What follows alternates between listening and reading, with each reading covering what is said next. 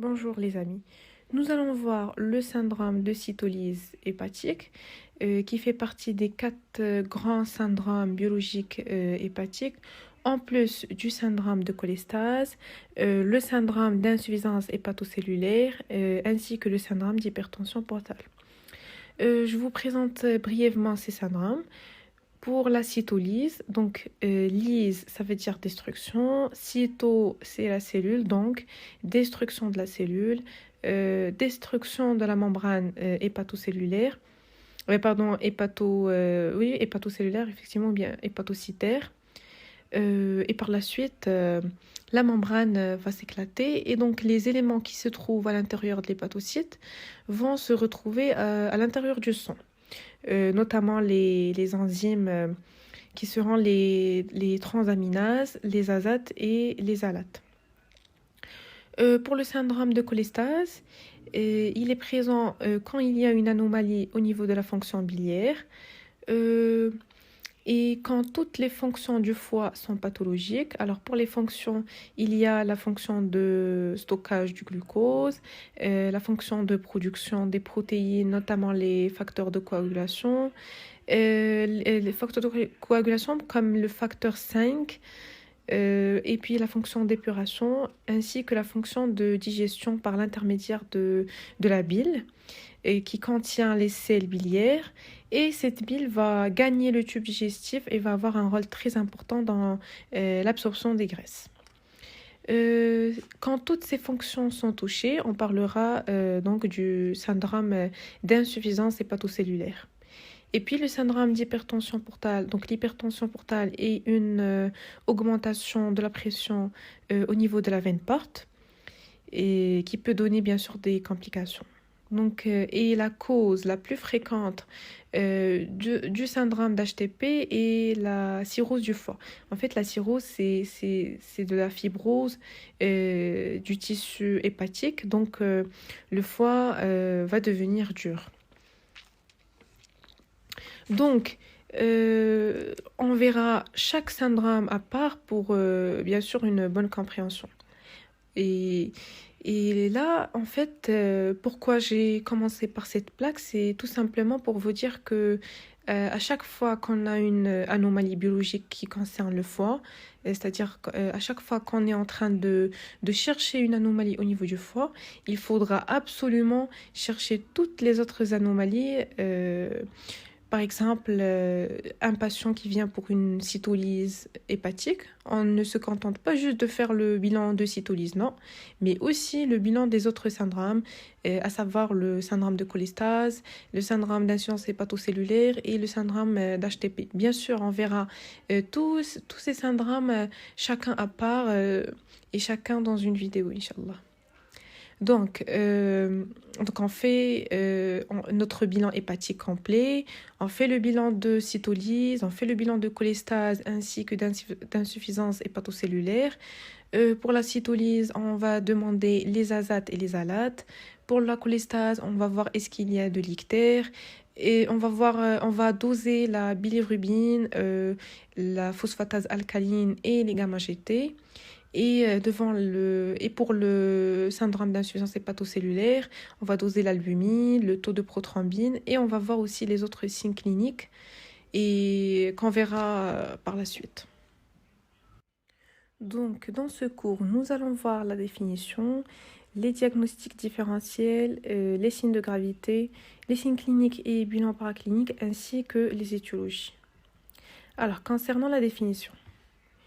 Le syndrome de cytolyse, c'est l'augmentation des transaminases azates et alates qui sont des enzymes intracellulaires qui jouent le rôle de néoglucogénèse au niveau du sang. D'accord? Donc ça correspond à une lyse de la cellule hépatique, c'est-à-dire souffrance de l'hépatocyte, parce que bien évidemment, la nécrose va laisser passer le contenu intrahépatocytaire au niveau du sang. D'accord? Alors, les azates et les alates. Alors, azate, c'est-à-dire aspartate aminotranspeptidase. Alate, c'est alanine aminotransférase. Alors, pour les azates, elles sont de sièges divers. Il y a le foie, le cœur, les reins, le muscle, le pancréas, les globules rouges, le cerveau et l'os. Et donc là, on voit bien que ces protéines ne sont pas spécifiques au foie. Et donc, devant toute augmentation des azates, et il faudra aussi voir les autres organes, d'accord? Bien sûr, à la recherche d'une cytolyse à leur niveau. Et les valeurs normales, c'est habituellement inférieur à 40, entre 15 et 40.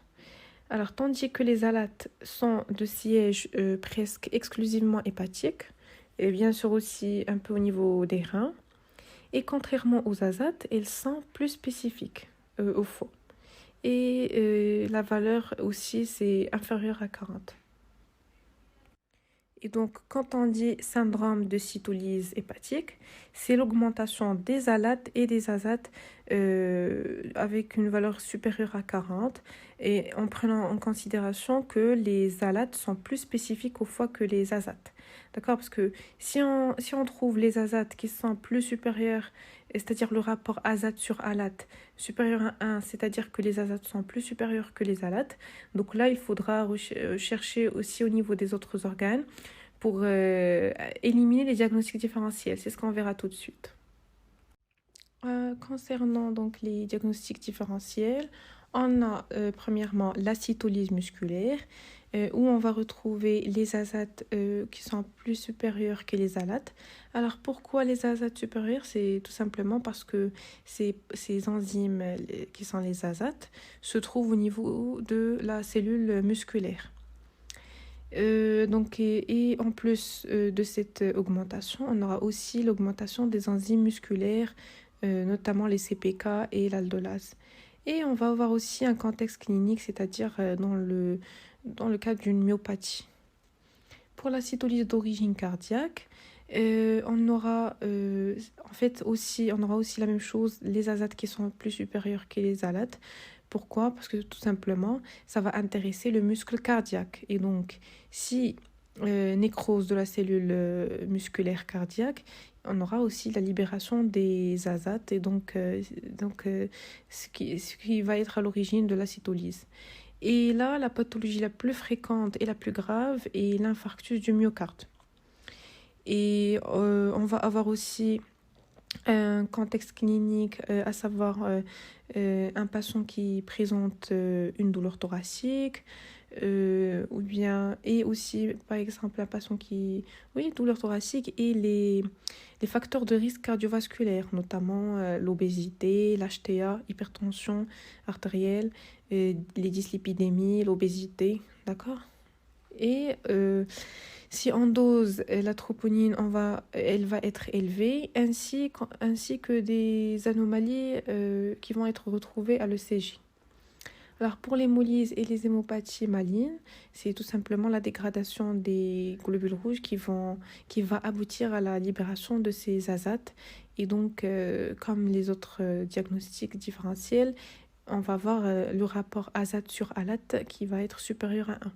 Quand on dit rapport azate sur alate supérieur à 1, c'est-à-dire que les azates sont plus supérieurs que les alates. Et on avait dit que les alates sont plus spécifiques au foie, alors que les azates se retrouvent au niveau de plusieurs organes, et comme on voit ici, notamment dans les cellules musculaires, ou bien les cellules musculaires cardiaques, et dans les globules rouges. Alors pour les causes digestives, on a la pancréatite aiguë, l'infarctus intestinal et la post-chirurgie digestive. Généralement, les causes digestives ne posent pas de problème de diagnostic différentiel. D'accord? Donc, récapitulons un peu ce qu'on a vu jusqu'à présent. Alors, la première des choses à faire devant un patient où on a suspecté une cytolyse, il faudra d'abord doser les azates et les alates. Bien sûr, on va retrouver des taux qui sont élevés, c'est-à-dire supérieurs à 40. Il faut donc la première des choses, c'est de calculer le rapport. Donc, si on trouve les azates qui sont plus supérieurs que les alates, c'est-à-dire azate sur ALAT supérieur à 1, donc là, il faut penser à autre chose. C'est-à-dire, à part le fait de penser au foie, il faut aussi éliminer tous ces diagnostics différentiels qu'on a vus. D'accord? Yani penser aux muscles, le myocarde, les globules rouges, etc. Mais si on retrouve les alates supérieures à Z, il est facile de dire que c'est d'origine, pardon, l'origine, c'est-à-dire le foie, hépatique, origine hépatique.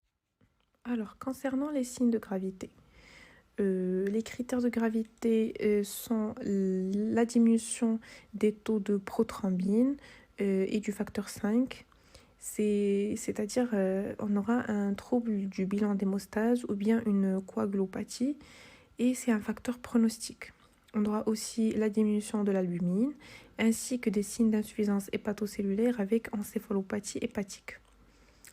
Donc, devant ces critères, il faut hospitaliser en urgence. Notez bien qu'il y a une absence de parallélisme entre l'intensité de la cytolyse et la gravité de l'atteinte hépatique. C'est-à-dire, l'intensité de la cytolyse n'est pas en rapport avec la gravité de l'atteinte. C'est-à-dire, même si on a des taux très élevés d'azate et d'alate, ceci ne va pas déterminer la gravité de cette cytolyse, d'accord? Donc, pour voir si c'est grave ou non, il faudra chercher les signes cliniques et les signes biologiques de cette cytolyse. Alors, quand je dis signes cliniques, c'est les signes d'insuffisance hépatocellulaire avec encéphalopathie hépatique, alors que les signes biologiques, c'est le taux de prothrombine et le taux de facteur 5 qui vont être diminués, ainsi que l'hypoalbuminémie. D'accord? Pourquoi cette absence de parallélisme? C'est tout simplement parce que les hépatocytes nécrosés peuvent par la suite régénérer. Mais ça dépend de l'anomalie, d'accord? Par exemple, si cette régénération concerne l'hépatite aiguë virale A, cette régénération va être possible. Mais ça sera pas le cas, par exemple, pour la cirrhose. D'accord? Ça, c'est des cas, c'est un cas particulier. Alors, en fait, et donc là, comme vous voyez, c'est le taux d'azate et d'alate ne détermine pas la gravité. Mais on verra que ce taux a son intérêt aussi pour déterminer si l'hépatite est aiguë ou chronique. C'est-à-dire si on a des valeurs d'azate ou d'alate supérieures à 10 fois la normale, donc là, ça va être une cytolyse aiguë. Alors que le taux qui est inférieur à 10 fois la normale, donc là, on va parler de cytolyse chronique. Donc, ce taux a une orientation beaucoup plus étiologique, mais ne détermine pas la gravité de la cytolyse. D'accord? Donc, notez bien cette différence de parallélisme, ou bien cette absence de parallélisme. On peut aussi parler de différents types d'hépatites. Bien sûr, là, c'est les types qui sont graves. Donc, il y a l'hépatite aiguë sévère. Donc, aiguë, c'est-à-dire avec des taux élevés, supérieurs à 10 fois la normale. Sévère, c'est-à-dire il y a une insuffisance hépatocellulaire, mais il n'y a pas d'encéphalopathie hépatique. Contrairement à l'hépatite aiguë grave, où on a l'insuffisance hépatocellulaire avec l'encéphalopathie hépatique. Et là, on est malheureusement dans le stade ultime de l'insuffisance. Et là, on verra par la suite que l'encéphalopathie, c'est des troubles... en fait, on trouvera des troubles neurologiques et neuropsychiatriques en rapport avec le dysfonctionnement du foie. Alors, pour l'hépatite fulminante et l'hépatite subfulminante, si le délai entre l'hépatite et la présence de l'encéphalopathie hépatique est inférieure à 2 semaines, donc là on parlera d'hépatite subfulminante. Et donc là, il faudra la transplantation hépatique en urgence parce qu'il y a le risque de mortalité qui est trop élevé. Alors que l'hépatite fulminante, donc, c'est cette durée qui va dépasser 2 semaines. Pardon, j'ai inversé les deux hépatites fulminantes et subfulminantes. En fait, quand la durée est inférieure à 2 semaines, c'est l'hépatite fulminante, d'accord? Alors que l'hépatite subfulminante, c'est le délai entre, euh, entre l'insuffisance hépatocellulaire et l'encéphalopathie hépatique qui est supérieure à 15 jours, d'accord? Donc, à ce stade, devant une cytolyse hépatique, la première des choses, on dose les azates et les alates. Euh, on élimine les diagnostics différentiels. D'accord, c'est par le rapport azate sur alate. Et puis, une fois la cytolyse hépatique est confirmée, on va voir si cette hépatite, si cette cytolyse est grave ou non. Comment? C'est par la recherche des signes d'insuffisance hépatocellulaire avec l'encéphalopathie hépatique, d'accord? Les signes cliniques et les signes biologiques, mais non pas le taux des azates et des alates. Non, le taux des azates et des alates ne détermine pas si cette cytolyse est grave ou non. Donc, concernant le diagnostic, bien sûr, il faut faire une enquête étiologique où il faut interroger le patient, donc voir est-ce qu'il y a les antécédents personnels et familiaux, c'est-à-dire est-ce qu'il y a des cas d'ictère dans la famille car il y a des épidémies d'hépatite A ou bien aussi des cas similaires dans la famille. Est-ce qu'il y a la notion de prise médicamenteuse ou d'exposition aux toxiques? Et sachez bien que le médicament le plus hépatotoxique est le paracétamol. Est-ce qu'il y a une notion d'éthylisme chronique, c'est-à-dire d'alcoolisme chronique? Est-ce qu'il y a une notion de contagion virale par l'exposition professionnelle, c'est-à-dire est-ce qu'on s'est fait piquer quand on faisait un prélèvement? Est-ce qu'il y a une notion de transfusion sanguine, de toxicomanie intraveineuse, etc. Voir est-ce qu'on a subi une chirurgie biliaire et d'autres antécédents qui peuvent nous orienter vers l'étiologie. Alors, pour les signes cliniques, bien sûr, il faut rechercher le syndrome pseudogrippal. Ce syndrome, il est en rapport avec les hépatites aiguës. Et voir est-ce qu'il y a une hépatomégalie ou bien une masse qui va nous orienter ou plutôt une masse abdominale qui bloque les voies biliaires, voir est-ce qu'il y a un ictère en rapport avec la cholestase, voir est-ce qu'il y a des signes d'hypertension portale, à savoir l'acide, la circulation collatérale et la splénomégalie, est-ce qu'il y a les signes d'insuffisance hépatocellulaire, est-ce qu'il y a des signes d'encéphalopathie hépatique, est-ce que le patient est désorienté, est-ce qu'il y a les signes est-ce qu'il y a l'astérixis, le prurite, etc. D'accord? Et puis les signes d'éthylisme chronique qui sont l'érythrose faciale et l'hypertrophie parotidienne, ainsi que d'autres signes, à savoir l'obésité, l'éruption cutanée, la fièvre et les signes cardiaques droits. Alors, pour le bilan paraclinique à demander, bien sûr, on commencera par les marqueurs de la cytolyse qui sont les azates et les alates. Et puis voir est-ce que cette cytolyse est grave et donc on recherche les signes d'insuffisance hépatocellulaire par le bilan d'hémostase, d'accord, qui est, comme on a dit, une coagulopathie, à la recherche d'une coagulopathie et donc en dosant le taux de prothrombine et du facteur 5.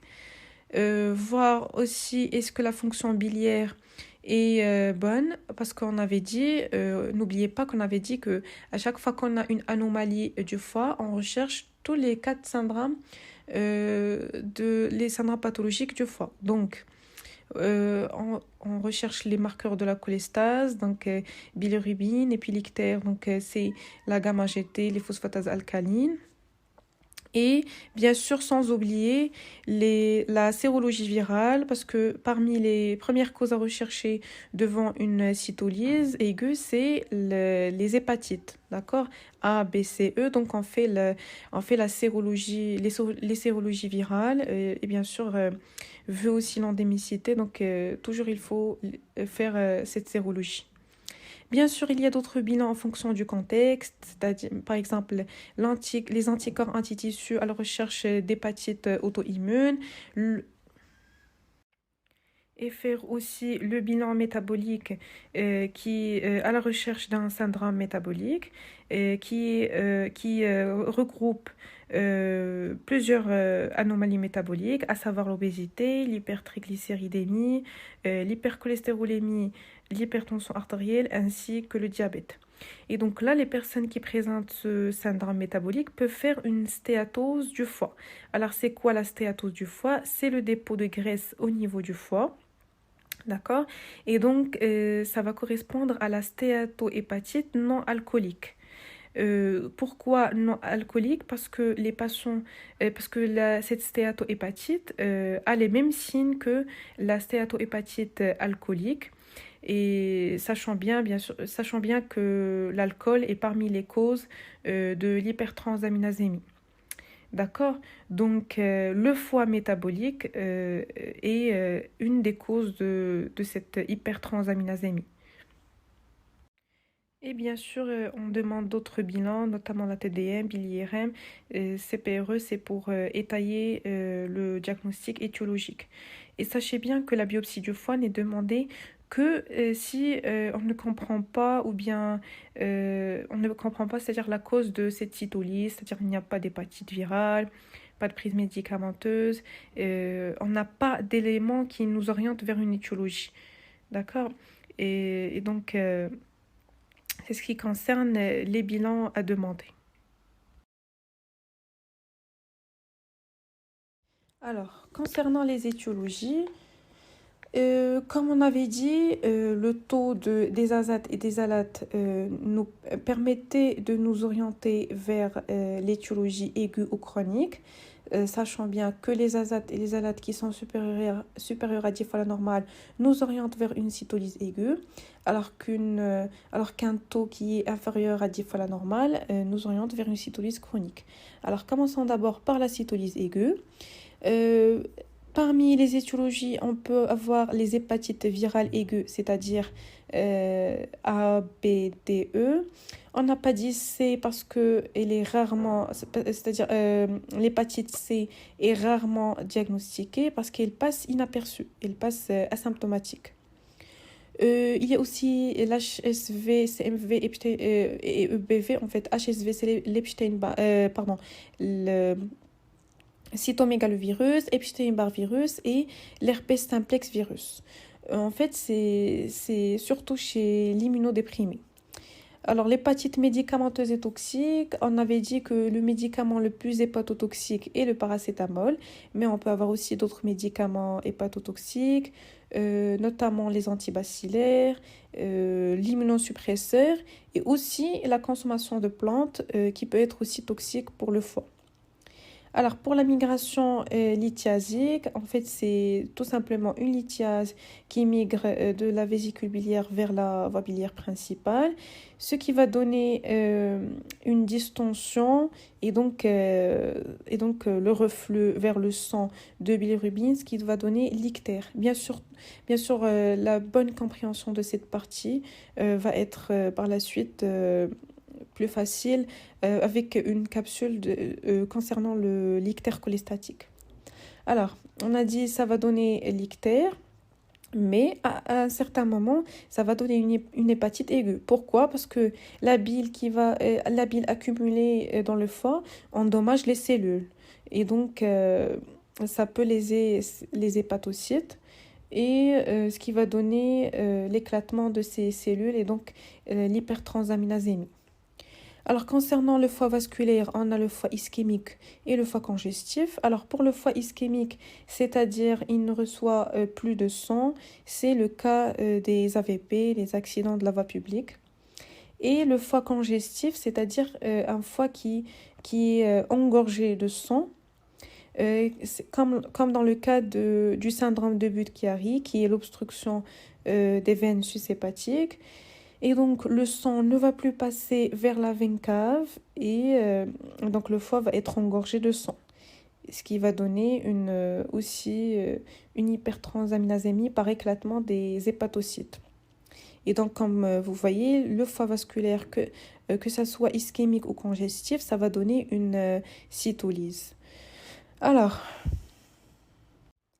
on peut voir aussi une poussée aiguë d'une hépatopathie chronique.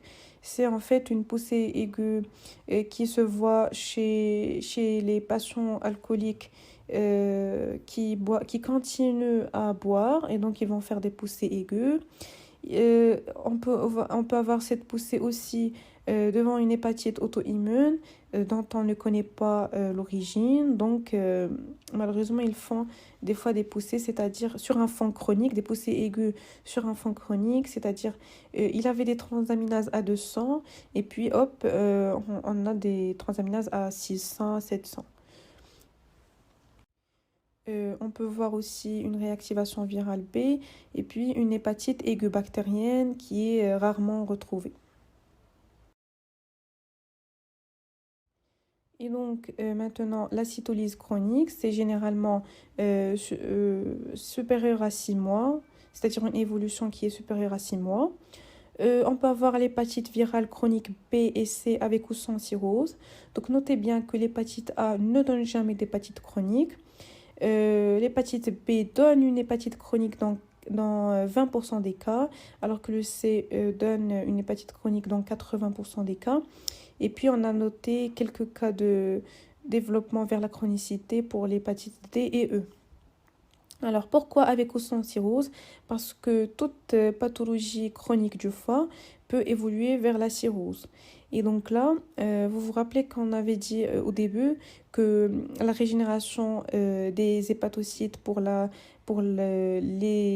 cirrhose du foie n'était pas possible. En fait, ce que je voulais dire, c'est que les hépatocytes qui sont... Parce que la fibrose déjà, la cirrhose, c'est une fibrose, d'accord? C'est-à-dire les hépatocytes vont être agressés par par exemple des virus, des auto-anticorps.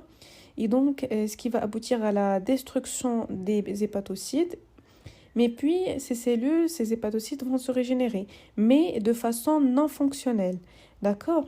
Et donc, ce qui va donner des nodules de régénération. Et on a aussi parmi les causes l'alcool. Après, la stéatohépatite non alcoolique, c'est ce qu'on avait dit, c'est le dépôt de graisse au niveau du foie. L'hépatite granulomateuse comme la sarcoïdose. L'hépatite auto-immune, c'est des auto-anticorps qui attaquent le foie. Et puis le Budd-Chiari chronique, c'est ce qu'on avait dit. L'hémochromatose et la maladie de Wilson qui sont des maladies génétiques. L'hémochromatose, c'est le dépôt de fer au niveau du foie et le Wilson, c'est le dépôt de cuivre au niveau du foie. Et puis la maladie cholestatique chronique, c'est ce qu'on avait dit, c'est en cas de cholestase. Après un certain moment, la bile accumulée va endommager les cellules du foie et donc c'est ce qui va entraîner la cytolyse. Alors, récapitulons tout ce qu'on avait vu. Donc, les étapes du diagnostic, la première des choses, il faut s'assurer que la cytolyse est hépatique.